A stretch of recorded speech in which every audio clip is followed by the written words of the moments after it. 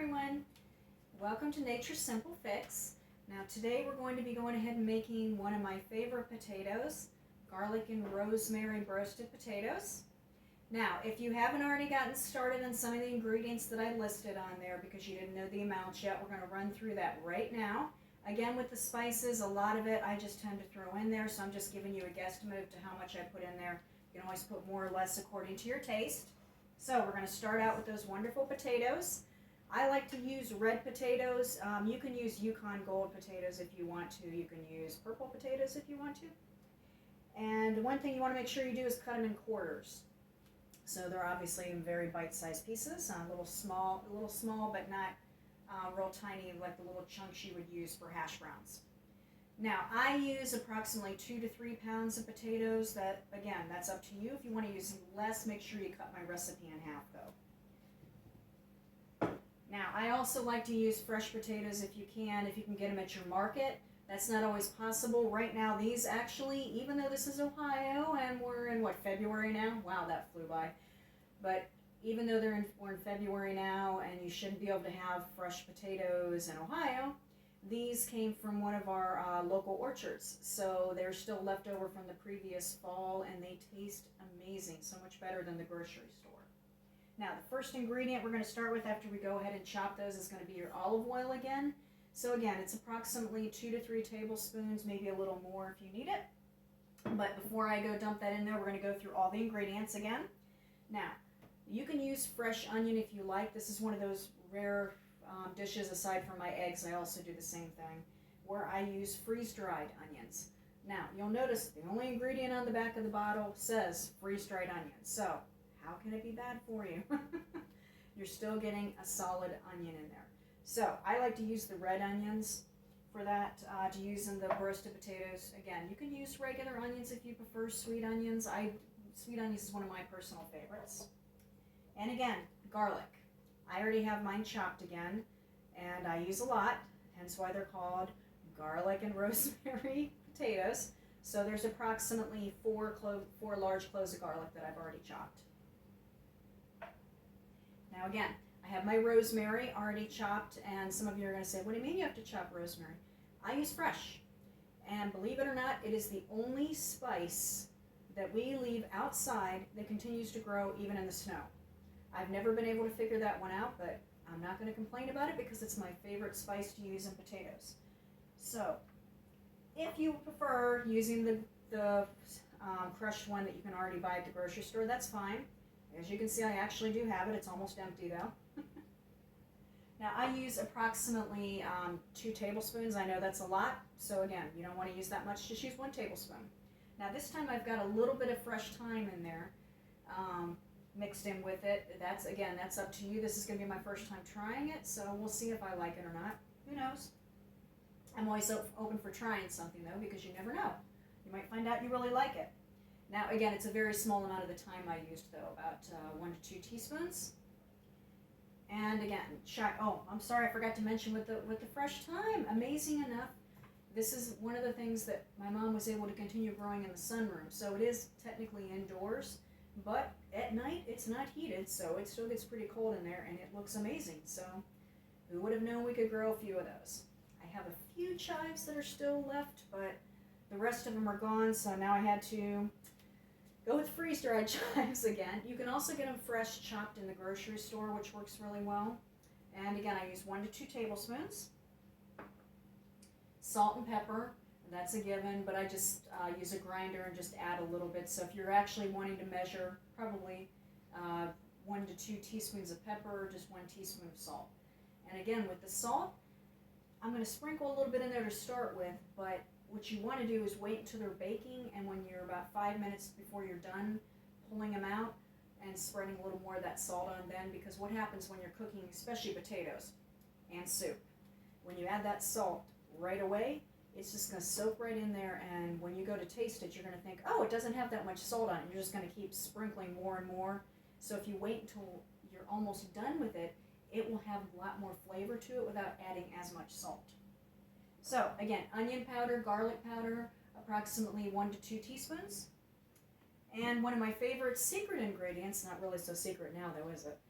White wine vinegar. Another one that I use occasionally in place of that is just, again, a matter of taste. Sometimes I'll use white balsamic vinegar, so it's a matter of flavoring what you want to use. And I use 1 to 2 tablespoons.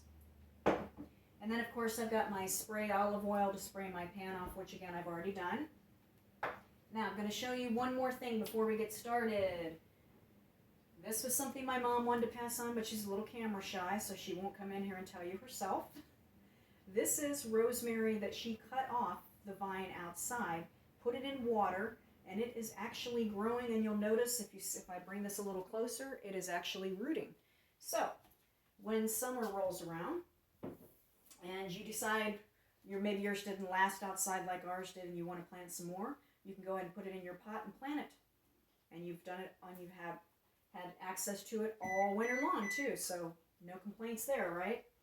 Go ahead and preset your oven. You probably just heard mine beep at 375, because when you go ahead and cook these, now again, this is going to be a matter of preference, how crispy you want them. I like mine, I guess what some people would call a little Cajun, just that almost look a little burnt.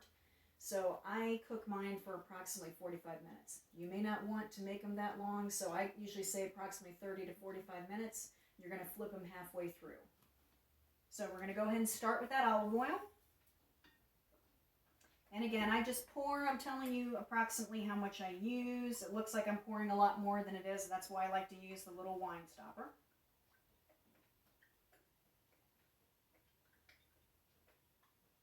Now you can always add a little more like I've told you the last video. If stuff isn't starting to sink, if it's not starting to mix in as well as you would like it to.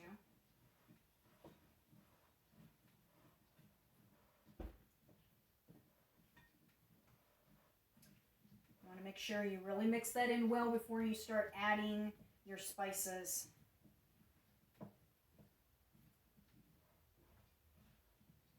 Now what I like to do is add a few of the spices, then the vinegar, and then a few more. It just helps it mix a little better.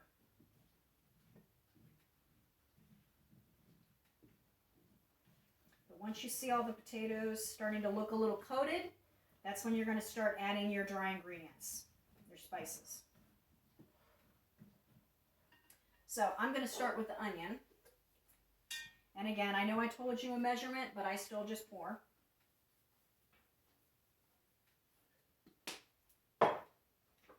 Adding the chives.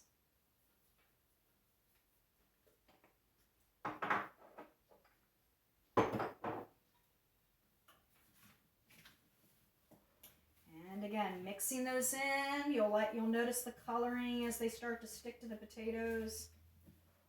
I love the look of spices when they're clinging to those vegetables. It just looks nice and pretty. I like the presentation of food, in case you can't tell. That's why you'll see a lot of chefs that are on Instagram that will post a million pictures of each little step. Because those of us that really like to cook, we get excited when we see that.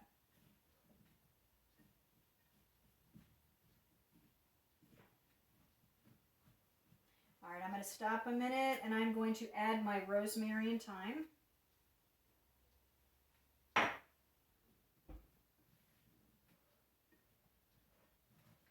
Mix that in again.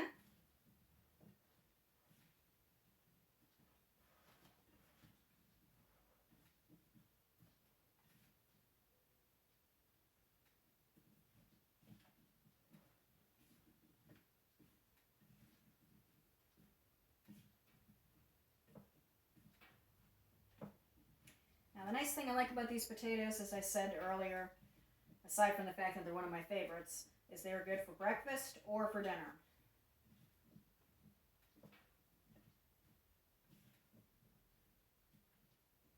Must be the Irish part in me, because I could eat these all day long. All right, now I'm going to go ahead and add a little bit of vinegar.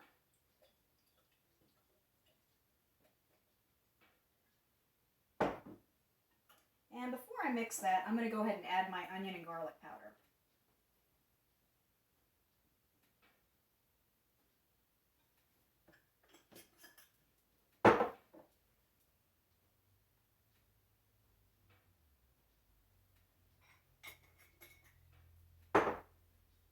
And go ahead and mix it again. about now, you should really be enjoying the smell of everything mixing together.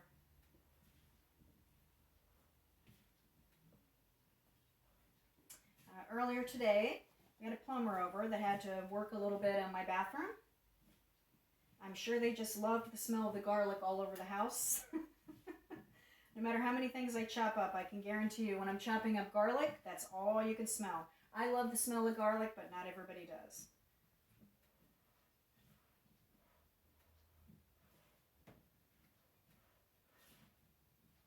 I was just waiting for somebody to ask what in the heck I was cooking.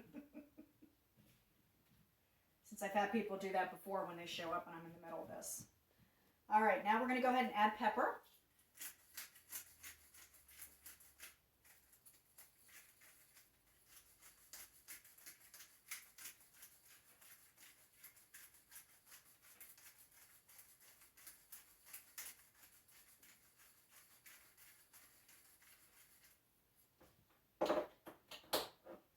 And as I said, a little bit of salt to start with.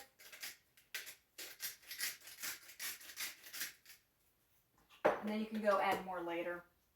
Now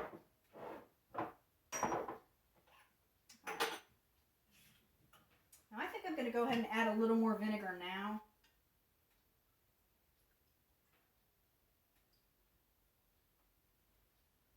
And another thing I do occasionally when I pull them out to mix them right in the middle when they're halfway through, sometimes I'll add just a little more vinegar and a little more onion powder.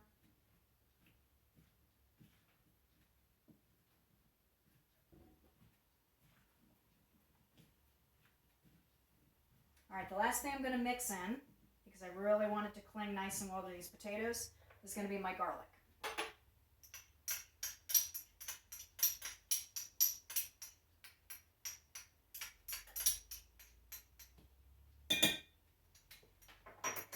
I can honestly say it's a family tradition, but you can never get enough garlic.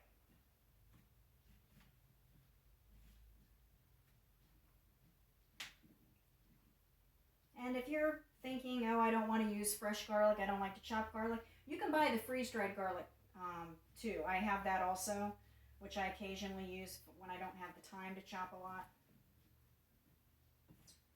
Or if I'm just feeling a little lazy too. It happens to us all.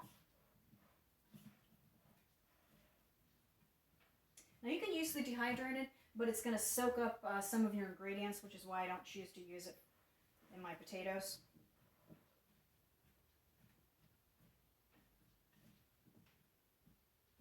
Now I know this is going to be rather shocking. Sorry, I do tend to be a little sarcastic. But we are already done with these. That is really how fast it is. That is all you have to do. Pour it on the pan.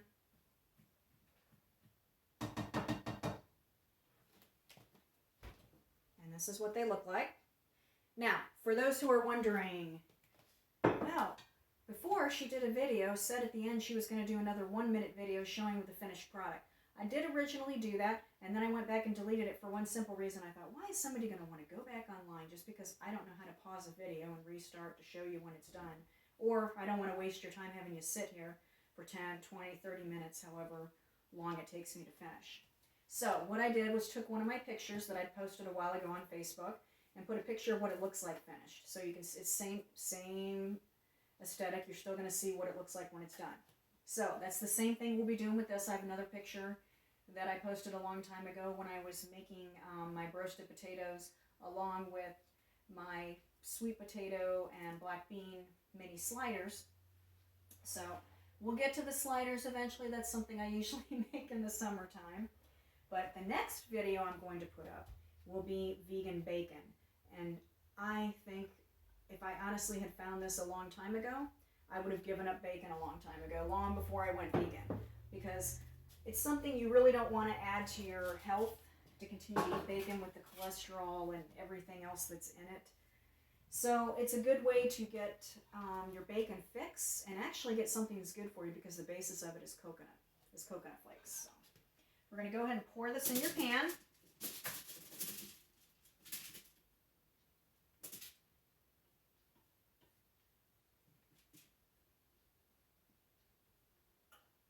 You want to make sure you scrape out all of the chives and the garlic that tends to cling a little bit to the bowl.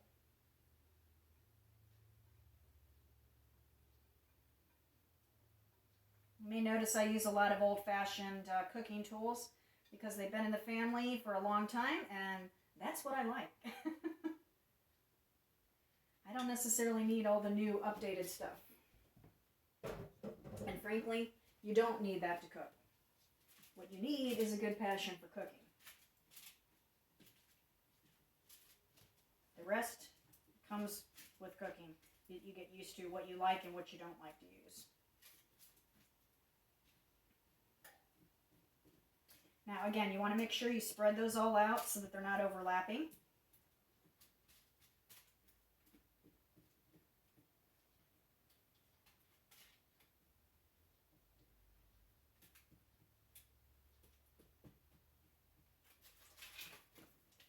And again, we are done. All you need to do now is put it in the oven, 375, what my oven's already set at, and you put them in there for about 15 to 20 minutes, check on them, and at that point, if you're thinking, oh, I'm probably going to want to cook them for 30 minutes, then you can go ahead and flip them, and go ahead and leave them in there for another 15 and pull them out, or if you're like me, you just keep checking them every 4 to 5 minutes, because I like to wait until they're a little more crispy, a little more brown. But I want to thank you for joining me today. And hopefully I will see you the next time when I go ahead and put that vegan bacon on, which is definitely something that, like I said, is one of my new favorite things I found out how to make. And I want to share it with everybody else because it's definitely a recipe that has a lot of little quirks to make sure it comes out right, even though it's only 5 ingredients. Anyway, thank you very much for joining me. And again, my name's Christine, and I will also be joining you, I hope, tomorrow for some fitness videos as well. Bye.